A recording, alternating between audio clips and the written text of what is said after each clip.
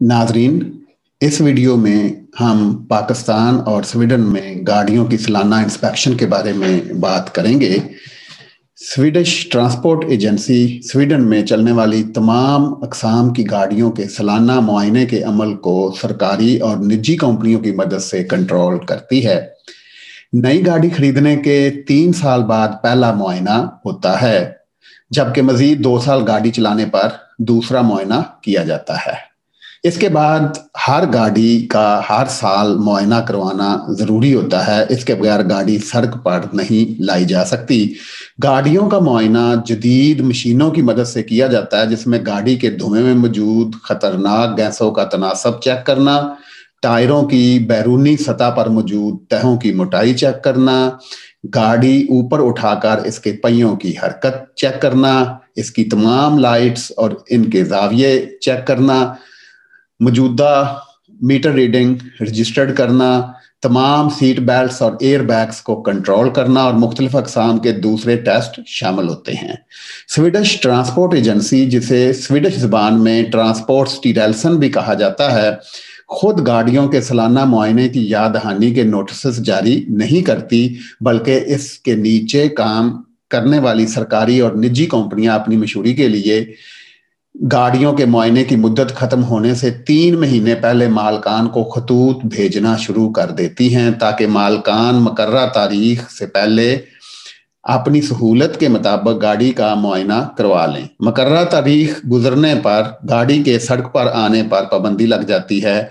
मुख्तलिफ जगहों पर लगे कैमरों और पुलिस चेक की मदद से ऐसी गाड़ियों पर भारी जुर्माने किए जाते हैं जिनका सालाना मुआयना मुकर्रर तारीख से पहले नहीं करवाया जाता और इन्हें बगैर इजाजत सड़क पर लाया जाता है। नाजरीन, यहाँ मैं अपनी बात करूंगा। मेरी हमेशा से आदत रही है कि मैं अपनी गाड़ी का सालाना मुआयना स्वीडन में आखिरी तारीख के नज़दीक करवाता हूँ।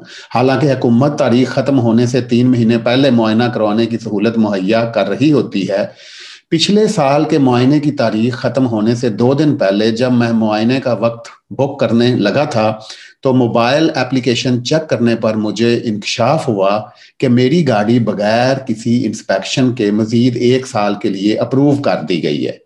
ऐसा शायद कोरोना की वबा के फैलाव को रोकने की वजह से हुआ था। बहरहाल इसकी जो भी वजह थी, मेरे लिए अच्छी थी, क्योंकि किसी किस्म की फीस दिए बगैर और मैकेनिक से किसी किस्म की गलतियां दूर करवाने के खर्चे बर्दाश्त किए बगैर मुझे 1 साल मजीद गाड़ी चलाने की इजाज़त मिल गई थी।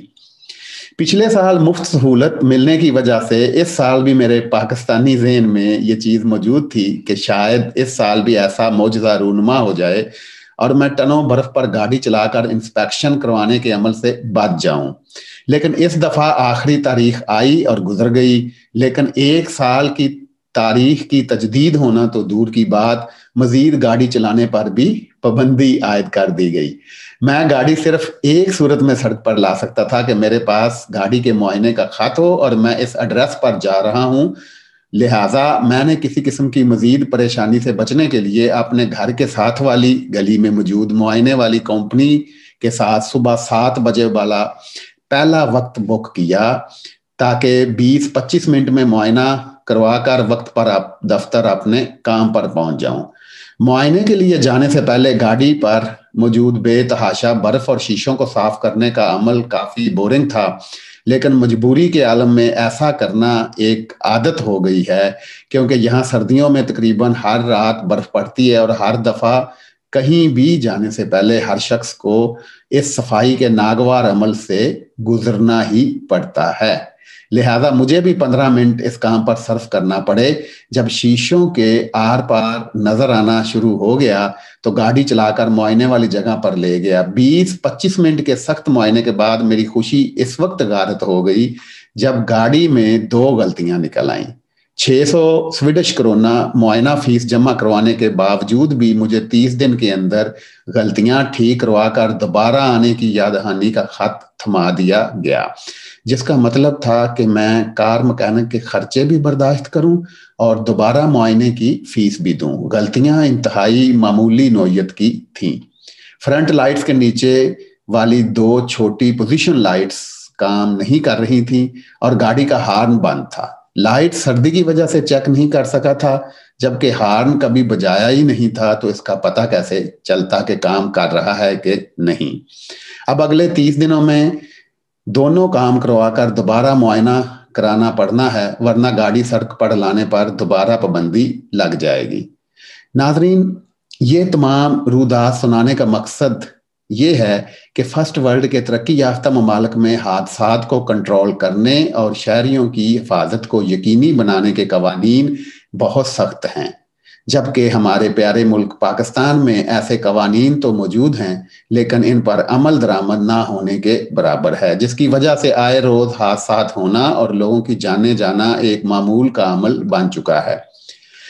ناظرین، پاکستان میں صوبائی سطح پر گاڑیوں کے معائنے کی سہولت موجود ہے، لیکن یہاں سے بہت کم لوگ گاڑیاں پاس کرواتے ہیں، اور جو لوگ یہاں آتے ہیں وہ بھی بغیر گاڑی چیک کروائے پیسے دے کر پاس کا سرٹیفکیٹ حاصل کر لیتے ہیں۔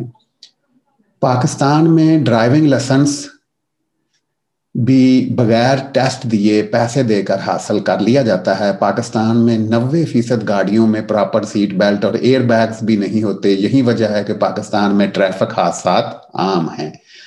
پاکستان میں ہر ٹریفک حادثے میں اموات ہونے کے بعد صرف یہی کہا جاتا ہے کہ اس کی موت ایسے ہی لکھی تھی، فرشتے نے اس کی روح سڑک پر ہی قبض کرنا تھی، لہٰذا اللہ کا حکم کہہ کر سارا ملبہ اللہ پر ڈال دیا جاتا ہے، جبکہ حقیقت میں اللہ نے انسان کو عقل دی ہوئی ہے اور اپنی عقل کا استعمال کر کے حادثات اور بیماریوں سے انسان بچ بھی جاتا ہے۔ مغربی ممالک میں عقل کے استعمال کی ہی وجہ سے حادثات بہت کم تعداد میں ہوتے ہیں، لیکن ہمارے ہاں پاکستان میں چاہے گاڑی کے ٹائروں کو 10 پنکچر بھی لگے ہوں، پھر اور وہ 100-150 کلومیٹر فی گھنٹہ سپیڈ سے بھی چلائی جا رہی ہو، تب بھی حادثے کی صورت میں موت ہونے پر سارا ملبہ اللہ پر ڈال دیا جاتا ہے۔ گویا اللہ تھرڈ ورلڈ ممالک میں ہی لوگوں کو ٹریفک حادثات میں مارتا ہے، فرسٹ ورلڈ میں لوگوں کو مرنے سے بچا لیتا ہے۔ اللہ سے دعا ہے کہ اللہ ہمارے حکمرانوں اور لا اینڈ انفورسمنٹ کے اداروں کو ہدایت دے کہ وہ اپنے فرائض سے غفلت نہ برتیں، اور جس طرح کے حفاظتی قوانین فرسٹ ورلڈ کے ممالک میں موجود ہیں، ایسے قوانین پاکستان میں نہ صرف بنوائیں بلکہ ان پر عمل درآمد بھی یقینی بنائیں۔ آمین۔ شکریہ۔